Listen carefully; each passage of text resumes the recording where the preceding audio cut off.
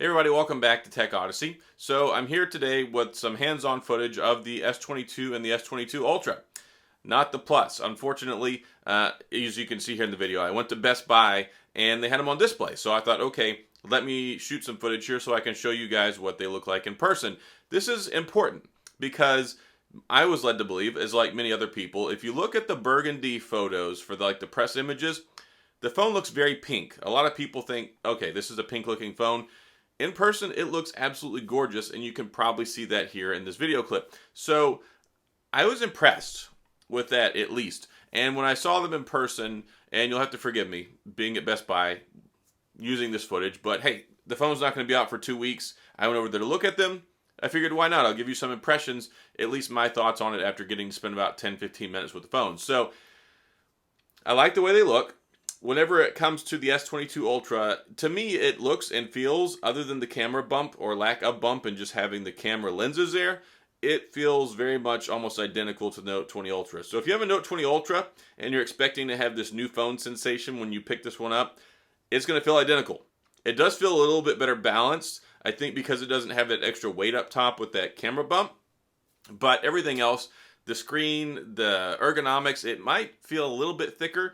And of course, that's probably to accommodate the battery. Of course, the Stylus. It does have a 5,000 milliamp battery instead of a 4,500 one now. That space had to go somewhere. And of course, also the 5G modem. So, looking at the phone, 6.8-inch screen. It's got, of course, baseline 8 gigs of RAM, 128 gigabytes of storage. I don't want to spend too much time talking about the specs. We know the specs. If you don't watch the other video, everybody's probably seen a lot of stuff already. Ergonomically, it is a big phone. And I'm honestly a little tired of using big phones. I've been gravitating towards using my iPhone 13 Pro and my S21 FE. I like how thin they are. I like how small, and you can kind of use them with one hand. I think 6.3, 6.4 inches is a really good screen size. 6.1 on the iPhone 13 Pro. I'm not a 6.1 inch kind of guy, but I'm definitely a 6.4 inch screen kind of guy. Not necessarily a big fan of like the 6.8. Of course, I do like the Fold. But when it comes to the Fold, it's meant to be used with two hands. It is a big tablet on the go. So I think it's a nice looking phone. I think it's sharp. I think that it looks like it's got definitely a premium build on it. And you'll probably like it. I'm curious to see what the other colors look like in person. This Burgundy, oh my gosh, it looks really nice. Like, had I known it looked like this in the beginning, I would have ordered this one, probably. I mean, I still like the way the white one looks. It would have been a toss-up. Like, I'm not a big fan of the black one. Green, I like the way it looks. If I were going to get an S22, and I may still get one, I will probably get the green one because I do like the way that it looks. But on that big slab like the Note, I like the way the white one looked, at least from the images. I like the white phones. I had a white Note 10 Plus before. Solid-looking device. So it's a nice, polished, refined phone. It looks basically like though they did take the Note 20 Ultra and they revised the camera bump by taking away it and adding the lenses in themselves. And I don't know. It's something that it's probably an acquired taste. It's funny because I heard people initially saying, oh, I like we complain so much about the camera bump, and then we go with this minimalistic look, and now they're like, I don't like the minimalistic look. I don't know which one is ever going to make people happy. When you want to throw that many cameras, there's only so much you can do. I actually like it. As far as using it in person, I don't know how much it's actually going to mess with putting it down on like a table or something because it had that little security module on it. So I didn't get to use it quite as intended as I would like to. But either way, the phone itself I think is nice. I think it looks good. It's huge. So, and I don't think anyone's really going to be thrown off by that. Everybody knows that Note phone is big. It's always been big. That's always been its thing. Big, huge phone. Stylus. The S Pen, I mean, it does feel a little small. But I think this, as the phone has gotten bigger and bigger over time, it just kind of feels that way. But also, I think I've gotten used to this one. I actually really like the Stylus that comes with the case. I mean, it doesn't come with the Fold 3. I would like to see something, I like this more rounded approach. I would really like to see a bigger Stylus. And I don't know that we're ever going to get that because, of course, well, then it can't fit up inside the phone. They want to go for thin. They want to go for mobile and all that good stuff. So, ergonomically, it just doesn't work out.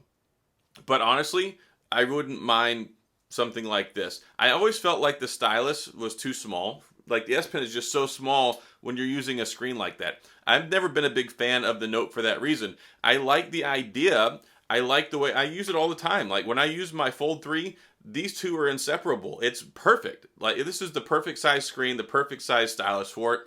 And when it comes to the Note, I never really felt like I was being super extra productive because the screen is smaller. You know, it's more narrow than this, and it just never was my forte. I know people like it. I know it works out well for people. I don't want to criticize that. That's just my own personal point of view. So looking at it, if you're a Note fan, it's everything that you would want it to be. I mean, I think the Note 20 Ultra was pretty much kind of perfection in the almost every way. I mean, if the battery life were better for me, then yeah, it was a top-notch phone. Also, it suffered from some heat issues with the camera, throttling. Wasn't a big fan of that, but that's just the problem we have nowadays with these big processors. So much power, and there's just, I mean, it's not like you could put a fan on these things, right? So S22 Ultra, solid phone. If you're interested in picking one up, if you like the Note, you're going to love it. It's very, very much a quintessential Note if you've been waiting for a year and a half. Get yourself a trade-in deal. I've got some links down below in the description. They're affiliate links, so of course you click on those. It helps support the channel. You don't have to by any means, but if you want to buy one, go there. There are some pretty good deals, and I got mine, so I ended up trading in a Fold 2, and I got $600 through Samsung. I also traded in an iPhone 12, another $450. So I got $1,050 towards mine. If you pre-order right now through Samsung, they give you the free upgrade of storage. And one of my biggest complaints is, okay, it starts with 8 gigs of RAM and 128. But right now, if you pre-order it through Samsung and also through Best Buy, you can get the 256 and the 12 gigabyte for the same price. So that helps. Then you get the trade-in stuff. I paid like $180 out the door trading those two phones in. So it worked out well for me. It might work out well for you. You can check it out. Links are down below in the description. Talking about the S22. I liked it a lot more than I thought I would, but also it really made me realize how small a 6.1 inch screen is. I've been using such large Android phones for so long. I mean, look at this sucker. It's a big phone. Even using the 6.4 inch screen on the S21 FE and on the Pixel 6, I like them. The S22 feels very much like an S10e. If you're an S10e fan, this basically feels like a reincarnated, lighter, more sophisticated S10e with all three cameras. So that was one of the problems we were missing out on the S10e that had 2 cameras instead of 3. I really liked the original S10 design. Fantastic. The S10e, it wasn't quite for me, but I know a lot of people that loved it. They've got the bezels really minimized, nice flat screen. It is super light. It's like an ultra light phone. And if there's, for everything that the S22 Ultra isn't ultra, the S22 itself feels ultra light, and I actually kind of liked it, but it didn't feel cheap to me. And I'd seen some other videos, some people said it felt cheap. I thought that the S21 felt incredibly cheap, and I would never buy one. This one, they've got the glass on it, there's no plastic. It's one of those things where I think that it feels much more premium, even though it is lighter, and I'm okay with that. But a 6.1 inch screen, it's small. I mean, it really does feel small when you're used to using a much larger screen. And that's funny because, you know, we've been pushing the envelope for so long. It was a 4-inch screen. Well, actually, it was like a 3.5 with the iPhone, the 3-inch screen, 3.1 with the BlackBerry Q10, the 3.5 with the BlackBerry Classic. Moving forward in time, now it's funny because a 6-inch screen feels small. But the bezels are so much smaller now. If you look at what you can fit into the same space as you used to could, yeah, you had big bezels and home buttons and all that stuff. So if you want a more compact, lighter feeling phone, then it's going to be a real treat for you with the 3700 milliamp battery. I do have a lot of concerns on that one. You've got the same Snapdragon 8 Generation 1, 8 gigs of RAM to start with. Yeah, I'm really worried that the battery's not going to be good. Of course, that's one of the reasons why they do tone it down to 1080p instead of Quad HD+. Quad HD+ does burn up a lot more battery, especially at 120 Hz. So they have clearly done that with design and purpose, but also they want to make the Ultra feel more premium. I don't like that. I'm okay with it in the S22. In the Plus, it really irks me that it's not Quad HD Plus. I made a whole video about that. I really feel like that phone kind of makes not a lot of sense, even though it is a very nice phone. So looking at both of them, I think that they look nice. I think presentation-wise is solid. I like they've shaved the bump down. The camera bump on the S22 is very, very thin now, and I thought it was oversized and kind of obtrusive on the S21 itself. So I like some of the trade-offs, some of the changes, the minimal footprint, and I do like the minimalistic look of the S22 Ultra. So we'll see how things go. I've ordered the S22 Ultra. I may still pick up an S22. We'll see how things go, because of course I got to pay for it. But yeah, I think they look nice. I wanted to go. I got my hands on them. Now you can see here. So hopefully you enjoyed this. Hopefully it was helpful for you. If you have any other questions, comments, concerns, please go to the comment section. We can talk about it, have some conversation.